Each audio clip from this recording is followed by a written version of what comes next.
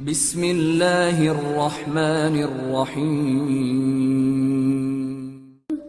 Nabi dan para sahabat belajar La ilaha illallah baru setelah 13 tahun di Madinah muncul ayat-ayat syariat. Syariat umroh, syariat haji, syariat puasa, syariat tilawah, syariat hijab. Sehingga ketika ayat hijab turun, perempuan-perempuan yang sudah belajar La ilaha illallah selama beberapa tahun tidak lagi sulit untuk menerapkannya. Begitu ayat hijab turun dibacakan oleh Nabi di dalam masjid, semua sahabat-sahabat mendengar itu dengan sangat perhatian. Lalu mereka semuanya pamitan, ya Rasulullah kami ingin pulang. Ngapain pulang? Mau ngasih tahu ke istri-istri kami supaya berhijab.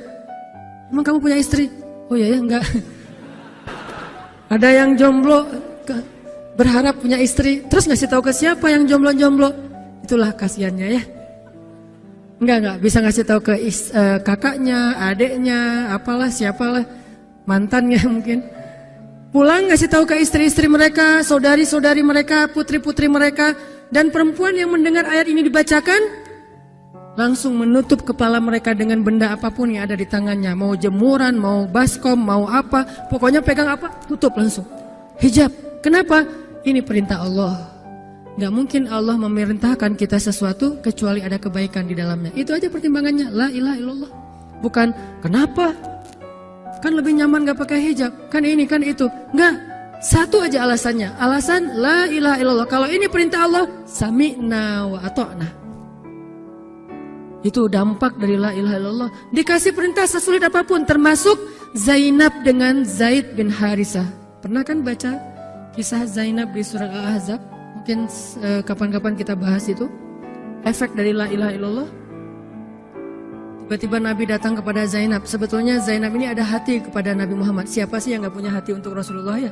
Semua cewek juga pasti mengidam-idamkan pengen jadi istri Nabi. Karena otomatis istri Nabi itu adalah dijamin surga. Siapa yang gak pengen jadi istri Nabi? Di surga nanti punya rumah, satu rumah dengan Nabi. Kan keren banget. Kita bisa jadi tetangga Nabi aja di surga udah keren banget. Apalagi serumah dengan Nabi. Semua cewek juga pengen jadi istri Nabi, termasuk Zainab. Dan itu hal yang wajar. Pas Nabi datang ke rumah Zainab, Zainab udah kegeeran. Nabi bilang kepada keluarga Zainab, saya ingin melamar Zainab. Zainab udah bahagia. Untuk Zaid, untuk Zaid, bukan untuk Rasulullah. Zaid? Siapa Zaid? Anak angkatnya Nabi Muhammad SAW, bekas budak. Mirip-mirip dengan Julaibib. Julaibib itu edisi Madinah, Zaid itu edisi Mekah. Ada dua cowok jomblo yang sama-sama pernah diuji dengan masalah jodoh. Zaid edisi Makkiyah, Julaibib edisi Madaniyah. Dua-duanya jomblo. Dua-duanya orang biasa, gak punya daya tarik. Followersnya gak ada, 0. Bukan selebgram sama sekali. Kata Rasulullah, aku melamar Zainab untuk putraku Zaid bin Harithah, anak angkatnya Nabi. Zainab menjawab apa? Ya Rasulullah, saya gak cinta sama Zaid. Jawaban yang sangat wajar kan? Dan jawaban yang paling sering kita dengar sekarang kan? Maaf ya, aku gak ada perasaan, kita jadi adik kakak aja. Itu kan standar ya? Standar banget lah kayak gitu-gitu. Maaf ya, kita jadi temenan aja. Maaf ya, aku gak ada perasaan apa-apa selama ini. Maaf ya, dan segala macam. Dengan bahasa-bahasa halus tapi nolak intinya. Kenapa gak bilang aja, udah gak usah kesini lagi? Kan jelas sih. Ini dengan bahasa, ya Rasulullah, aku tidak cinta kepada Zaid. Karena cinta juga pertimbangan yang penting. Dan Nabi juga tidak mengizinkan kita menikahkan putri kita dengan seseorang yang putri kita tidak berkenan dengannya. Tetap harus ditanya, ya Rasulullah, saya tidak cinta dengan Zaid. Turun ayat. Katakan kepada orang-orang yang beriman, laki-laki dan perempuan, kalau Allah sudah memerintahkan sesuatu, tidak ada kalimat yang keluar dari lisan mereka kecuali sami'na wa ata'na. Nabi bacakan ayat ini kepada Zainab. Zainab mendengar, ya Rasulullah, Allah yang menyuruh ini. Ya kata Rasulullah, sami'na wa ata'na. Kebayang gak tuh? Efek dari apa? La ilaha illallah. Jadi la ilaha illallah itu bukan cuma kalimat zikir, bukan cuma kalimat doktrin ideologi, bukan cuma masalah teologi secara teoritis, bukan. Ini dampaknya kepada akhlak, dampaknya kepada ibadah, dampaknya kepada banyak pilihan hidup dari la ilaha illallah. Orang kalau nggak baik la ilaha illallah pasti susah memilih pilihan-pilihan dalam hidupnya. Kalau tidak baik la ilaha illallah pasti susah untuk berperangai, sabar, memaafkan. Itu semuanya ada hubungannya dengan la ilaha illallah. Sama kayak Abu Bakar, ketika dia sakit hati kepada orang yang memfitnah anaknya, Dia cari tahu siapa orang yang pertama menyebar hoax tentang Aisyah. Ketahuan, dilaporin, diperkarakan sama Abu Bakar. Tiba-tiba turun ayat dari Allah.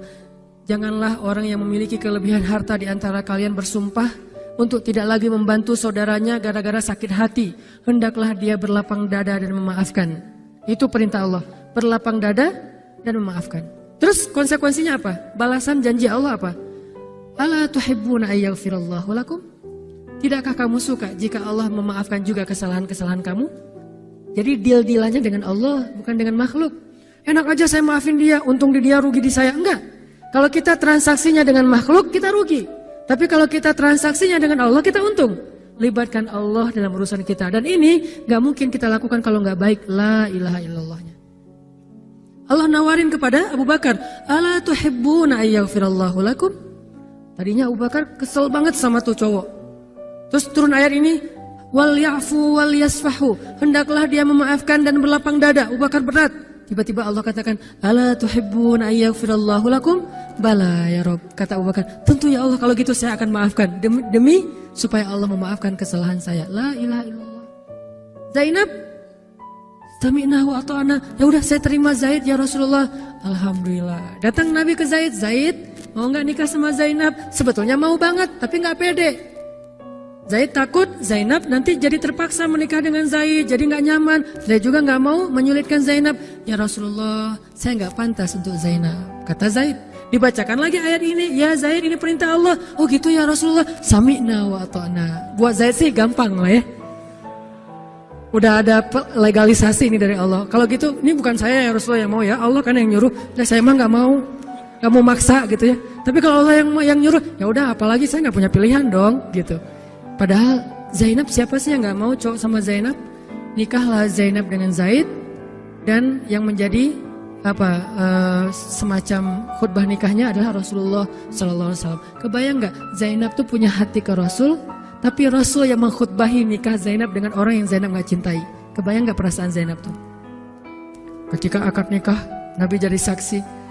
Saya terima, kata Zaid, nikahnya Zainab binti Jahsy dan segala macam. Zainab, kebayang gak ada Nabi di situ?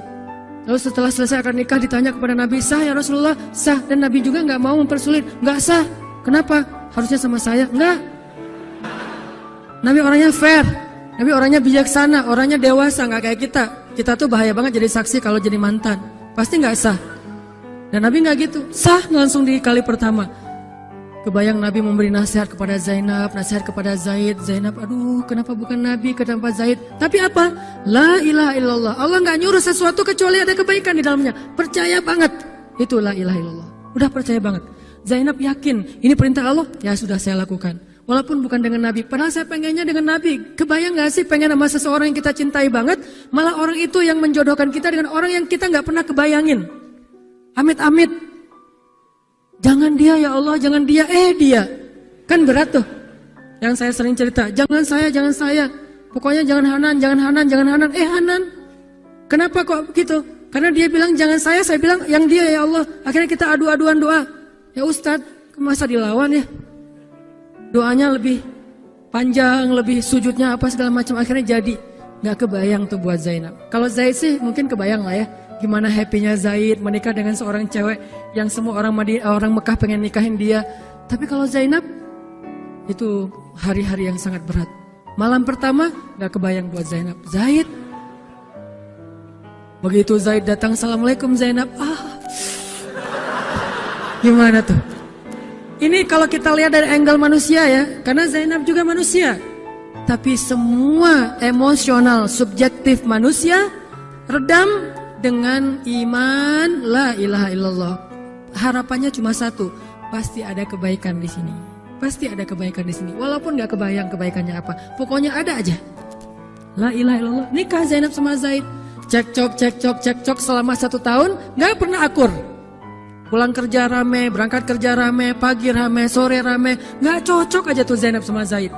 Berkali-kali datang berdua sama ke Rasulullah, ya Rasulullah nasihati kami. Udah dinasihati, pulang rame lagi. Di mobil aja berdua rame, macet apa segala. Ya udah nikmati aja, rame gara-gara macet. Terus aja kayak gitu.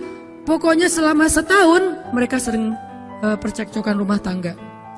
Jadi kalau kita ngelihat ada keluarga yang mungkin baru menikah kemudian bercerai, jangan menjudge mereka. Karena menikah itu ibadah, perintah Allah. Itu lebih baik daripada tidak menikah tetapi sudah melakukan banyak perbuatan dosa. Walaupun akhirnya nauzubillah ada hal-hal di luar dugaan, maka la'allahu khair, mudah-mudahan ada kebaikan. Mereka berani menikah muda aja kita harus acungkan jempol. Mereka berani menikah muda aja kita harus respect.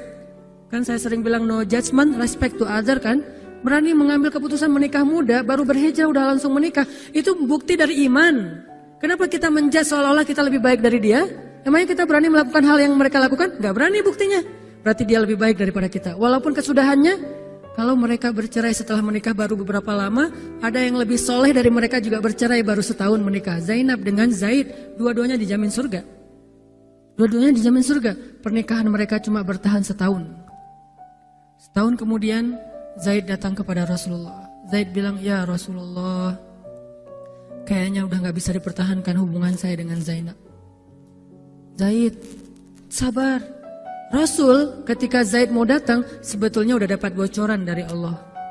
Allah udah ngejapri Rasulullah dalam bentuk ilham. Japrian Allah kan ilham ya.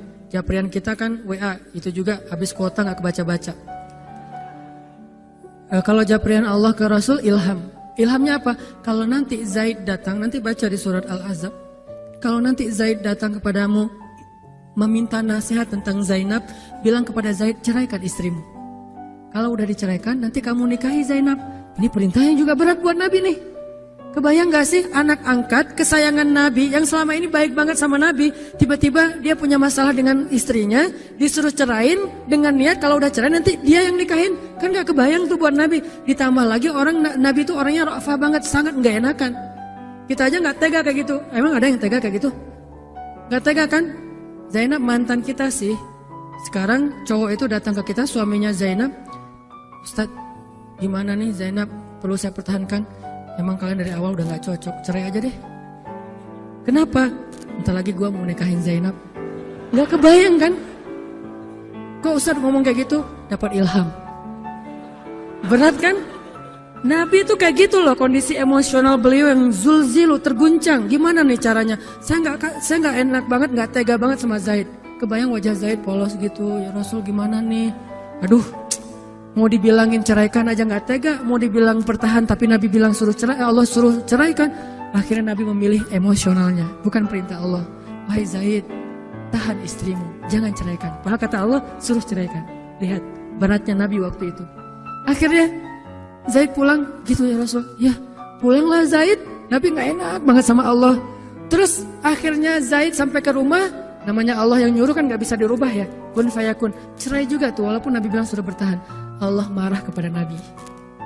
Kata Allah, kamu merasa gak enak kepada manusia, tapi kamu merasa enak kepada saya. Diadu oleh Allah tuh coba, emosional. Nabi langsung sujud, ya Allah ampuni saya benar-benar, saya tahu saya gak enak sama Allah, tapi juga saya gak tega sama Zaid. Kebayang gak sih ya Allah wajah Zaid yang polos kayak gitu, disuruh cerain terus saya nikahin istrinya. Gimana perasaan Zaid?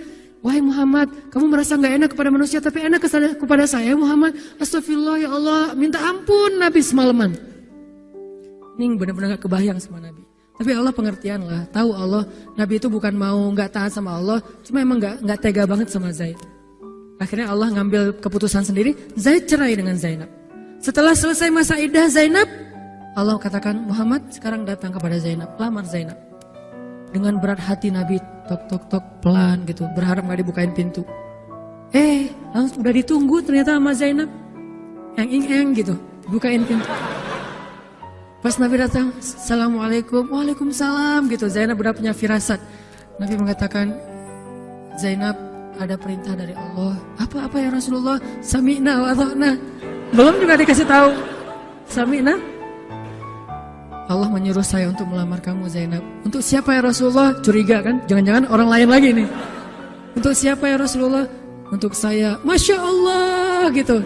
Cuman Zainab kan gengsi gitu lah. Masa cewek harus teriak-teriak gitu kan ya? Oh gitu. Padahal masuk ke dalam kamar. Wah gitu ya. Gigit jari apa, gaya-gaya cewek lah ya. Oh gitu, ntar ya saya pikir-pikir dulu sih. Saya istiqoroh dulu, Nabi diistiqorohin. udah diterima, sami'na wa ata'na. Dan inilah khair, kebaikan yang diharapkan oleh Zainab. Walaupun gak pernah terbayang, gak mungkin dong Zainab berpikir akan cerai setelah setahun kan. Tapi dia hanya yakin Allah tuh gak mungkin nyuruh sesuatu yang gak ada kebaikannya buat kita. Gak mungkin, mustahil. Karena Allah gak pernah zalim kepada hambanya. Kenapa Allah kok muter-muter dulu kayak gitu? Allah pengen lihat Zainab itu menikahi Muhammad karena Allah atau karena dirinya sendiri. Kalau karena Allah, coba yang selain Muhammad berani gak? Ternyata berani.